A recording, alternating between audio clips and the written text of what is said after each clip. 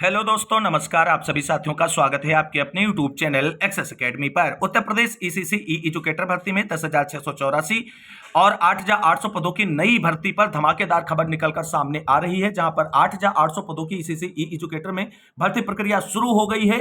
वहीं 10,684 पदों की भर्ती में चयनितों की ज्वाइनिंग और ट्रेनिंग को लेकर के बड़ी अपडेट के साथ साथ रैंडम मेरिट लिस्ट का क्या है खेला, जो कम मेरिट वालों को देता है मौका और हाई मेरिट वाले हो जाते हैं बाहर।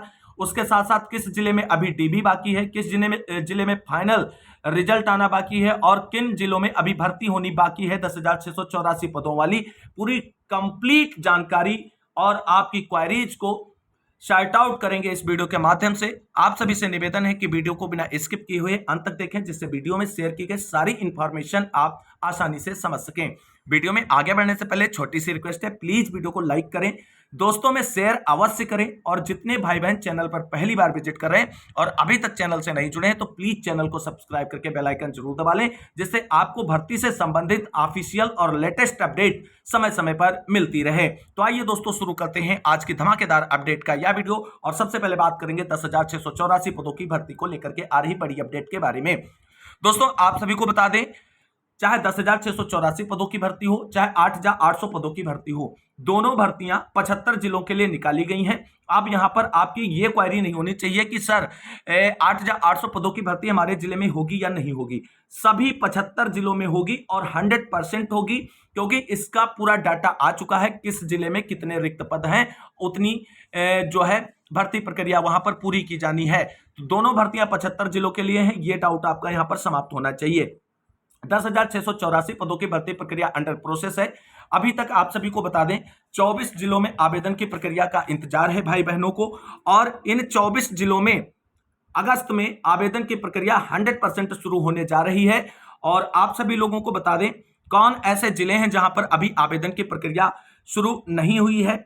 तो इसमें शामली आता है, बिजनौर है, उन्नाव है, जौनपुर है, महाराजगंज है, कुशीनगर है, रायबरेली है, कौशाम्बी है, सोनभद्र है, अंबेडकर नगर है, ललितपुर, अमरोहा, आजमगढ़, बलरामपुर, बलिया, अलीगढ़, चंदौली, कानपुर नगर, चित्रकूट, सुल्तानपुर, बहराइच, बदायूं, हाथरस और कन्नौज ये जिले हैं जहां पर अभी 10,684 पदों वाली ईसीसी ई एजुकेटर भर्ती का विज्ञापन आना बाकी है। यहां पर सेवा प्रदाता एजेंसियों के चयन की प्रक्रिया को बहुत जल्द फाइनल किया जाएगा। आजमगढ़ में चीजें क्लियर हो चुकी हैं। इस सप्ताह विज्ञापन आना था सेवायोजन पोर्टल पर, किसी कारणवश विज्ञापन जारी नहीं हुआ है। लेकिन अब जो नेक्स्ट वीक आ रहा है, जो मोस्टली अगस्त का फर्स्ट वीक, उसमें हम इंक्लूड कर लेंगे। उसमें जरूर आपको आवेदन फॉर्म आजमगढ़ जिले का देखने को मिलेगा और इसके साथ साथ 7 और जिले हैं, वहां पर आवेदन की प्रक्रिया जो है बहुत तेजी से आगे बढ़ने जा रही है और सेवायोजन पोर्टल पर लिंक जारी हो सकता है अगस्त के फर्स्ट वीक से पहले पहले। और वहीं आप सभी को बता दें, चयनितों को लेकर के क्या बड़ी अपडेट है। तो दोस्तों, आप सभी लोग जानते हैं कि बांदा और बस्ती जिले में चयनितों को आज ज्वाइनिंग लेटर वितरित किए गए। अब आप सभी लोगों को ज्वाइनिंग लेटर मिल गया है। आप अपने संबंधित विद्यालय में जाकर के ज्वाइन कर लें और शिक्षण के कार्य में लग जाएं। और आपकी ज्वाइनिंग की प्रक्रिया संबंधित विद्यालय के प्रधानाध्यापक या वहां पर जो प्रधानाध्यापक का इंचार्ज लेकर के बैठा होगा, उसके द्वारा कराई जाएगी। किसी भी प्रकार की दिक्कत आपको ज्वाइनिंग में नहीं होगी। जो डॉक्यूमेंट्स आपने डीबी में लगाए हैं, उस पूरे डॉक्यूमेंट्स का एक सेट आप ज्वाइनिंग के समय जरूर लेकर के जाएं। ट्रेनिंग क्या है, तो आप सभी लोग जानते हैं, जितने भी चयनित ईसीसी ई एजुकेटर हैं, सबकी ट्रेनिंग 5 दिन की होगी और उस विद्यालय के प्रधानाचार्य की भी ट्रेनिंग 1 दिन की होगी। तो आप सभी लोग जैसे ज्वाइन करेंगे, ज्वाइनिंग करने के 1 सप्ताह के अंदर आप सभी को ट्रेनिंग के लिए जो है डाइट पर बुलाया जा सकता है या बीआरसी पर भी आपकी ट्रेनिंग कराई जा सकती है। जो ज्यादा चांसेस हैं वो डाइट पर बुला करके 5 दिवसीय आपकी ट्रेनिंग कराई जाएगी और उसके बाद आप प्रॉपरली जो है प्री प्राइमरी या बाल वाटिका के शिक्षक के रूप में कार्य करने लग जाएंगे। बहुत सारे भाई बहन यहां पर लग चुके हैं। तो बांदा और बस्ती जिले से जिन भाई बहनों को आज ज्वाइनिंग लेटर मिला है, वो कमेंट बॉक्स में अवगत कराएं कि सर हमें आज ज्वाइनिंग लेटर प्राप्त हुआ है। जिन भाई बहनों को ज्वाइनिंग लेटर मिल चुका है और हमारे चैनल से जुड़े हैं, उन सभी भाई बहनों को अपने यूट्यूब फैमिली एक्सेस एकेडमी की तरफ से ढेर सारी हार्दिक शुभकामनाएं। अब जो जिम्मेदारी आपको दी गई उसे बेहतर तरीके से निभाएं बच्चों के भविष्य निर्माण में। वहीं अब बात कर लेते हैं, सबसे बड़ी बाधा जो है यहां पर रैंडम मेरिट लिस्ट है। अब बहुत सारे लोगों को हमने बताया था कि ये भर्ती जो होती है, इसमें सबसे पहले रैंडम मेरिट लिस्ट बनती है और रैंडम मेरिट लिस्ट के बिहाफ पर ही डीबी कराई जाती है। और ये बात हम ऑफिशियल अप्रूव्ड करने के साथ ही कहे थे, और कुछ लोगों ने कहा था कि ऐसा नहीं हो रहा है, टॉप टू बॉटम हो रहा है। अब यहाँ पर 2-3 क्वेश्चन बनते हैं। क्या सर डीबी कराने वाले सभी लोगों को ज्वाइनिंग दी जाएगी? बिल्कुल नहीं। पद के सापेक्ष 3 गुना लोगों की डीबी कराई गई है, यानी 100 पद है तो 300 लोगों की डीबी कराई गई है। अब नौकरी 100 लोगों को मिलेगी, तो डीबी के बाद जो फाइनल मेरिट लिस्ट बनेगी वो टॉप टू बॉटम बनेगी, यानी डीबी कराने वाले जो भाई बहन होंगे उसमें जो है top to bottom merit list decide की जाएगी और उसके बिहाफ पर उनका जो है चयन किया जाएगा। लेकिन जो ये डीबी की प्रक्रिया होती है, ये पोर्टल के माध्यम से सेवायोजन निदेशालय के द्वारा रैंडम लिस्ट तैयार की जाती है। अब रैंडम लिस्ट है क्या? तो मान लीजिए हम लोग एक बचपन में छोटी छोटी पर्चियां बना करके खेल खेलते थे, और वो पर्चियां एक साथ मिला करके और ऐसे डाल देते थे, और उसमें से हम फिर पर्चियां कहते थे चुनो, और उसमें से पर्चियां चुन लेते थे, और जो पर्ची चुनते थे उसमें जो नाम या जो कार्य आता था वो हम लोगों को करना होता था। तो रैंडम लिस्ट बनाने का ऐसा ही प्रोसेस है, लेकिन वो कंप्यूटराइज्ड है। कैसे कंप्यूटराइज्ड है? जैसे आपने सेवायोजन पोर्टल के माध्यम से 2000 लोगों ने आवेदन किया, मान लीजिए 100 पदों के सापेक्ष। अब उन 2000 पदों को रैंडमली जो है कंप्यूटर के माध्यम से सिलेक्ट किया जाएगा। रैंडम जब प्रोसेस फॉलो की जाएगी तो उसमें जिसका नाम आता जाएगा उसकी लिस्ट एक तैयार कर ली जाती है, और उसके बाद उसी लिस्ट को सेवा प्रदाता एजेंसियों के माध्यम से जो है डीबी का प्रोसेस आगे कंप्लीट करने के लिए भेज दी जाती है। तो ये जब रैंडम मेरिट लिस्ट बनती है तो वहां पर टॉप टू बॉटम मेरिट का कोई मैटर नहीं होता है। जिसका नाम आ गया बाय लक उसको डीबी में बुला लिया जाता है और डीबी करा ली जाती है। तो इसी कारणवश बहुत सारे हमारे ऐसे भाई बहन हैं जिनकी मेरिट 230, 240, 245 है और वो भर्ती से बाहर हैं, और जब वो संपर्क कर रहे हैं बीएसए कार्यालय सेवा प्रदाता एजेंसी से, तो सेवा प्रदाता एजेंसी वाले कह रहे हैं कि इसके लिए आप बीएसए कार्यालय संपर्क कर लीजिए, बीएसए कार्यालय कह रहे हैं कि सेवा प्रदाता एजेंसी से संपर्क कर लीजिए। आखिर ये हाई मेरिटोरियस कैंडिडेट जाए तो जाए कहां? तो ऐसे भाई बहन जो बहुत ही हाई मेरिटोरियस हैं और उनको डीबी के लिए कॉल या लेटर नहीं आया है, तो 1 से 2 दिन का इंतजार करें मंडे तक। और अगर आपको संबंधित जिले में डीबी शुरू हो गई और डीबी के लिए लेटर नहीं आया है या कॉल नहीं आया है, तो आप बीएसए कार्यालय डायरेक्ट जाकर के संपर्क कर सकते हैं अपनी मेरिट के संबंधित डॉक्यूमेंट्स के साथ में, और अपनी समस्याओं से अवगत करा सकते हैं बीएसए कार्यालय से। वहां से कोई समाधान नहीं होता, सीधे आप डीएम को शिकायत कर सकते हैं। भर्ती को लेकर के आगे जरूर आपको मौका मिलेगा, ये हमारा प्रोसेस है। तो इस तरीके से होता है प्रोसेस, इसीलिए कम मेरिट वालों को मौका मिल जाता है और हाई मेरिट वाले हो जाते हैं बाहर। अब बात कर लेते हैं किस जिले में अभी डीबी की प्रक्रिया होनी बाकी है।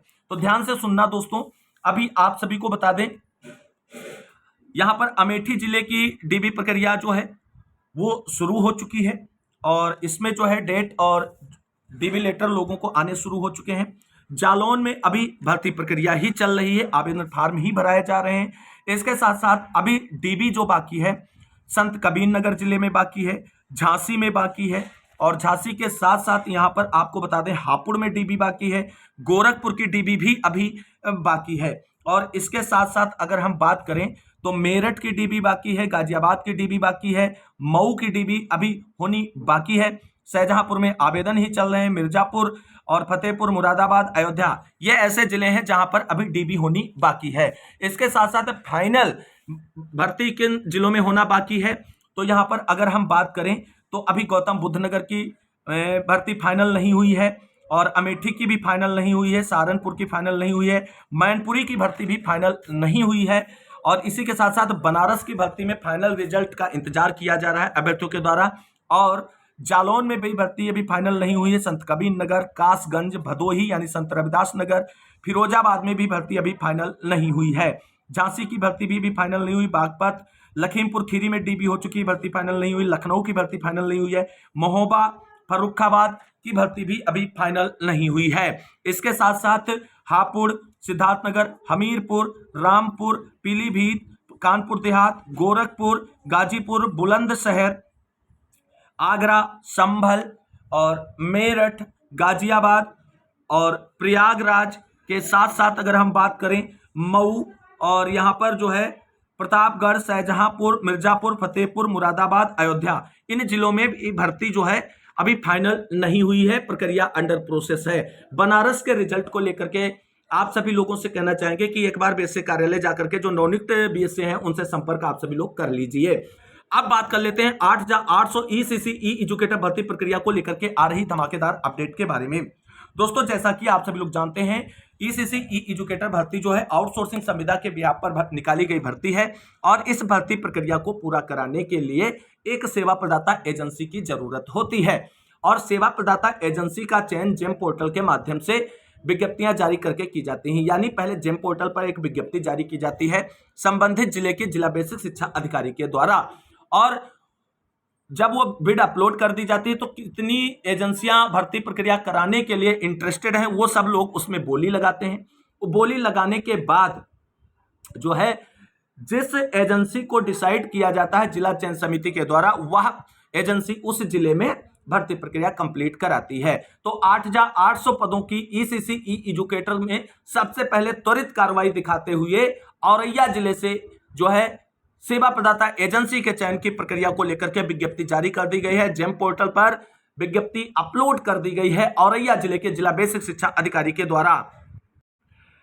तो दोस्तों, यहां पर आप सभी लोग देख सकते हैं औरैया जिले के जिला बेसिक शिक्षा अधिकारी के द्वारा जेम पोर्टल पर सेवा प्रदाता एजेंसी के चयन को लेकर के बिड जारी कर दी गई है और यहां पर आप सभी लोग देख सकते हैं 16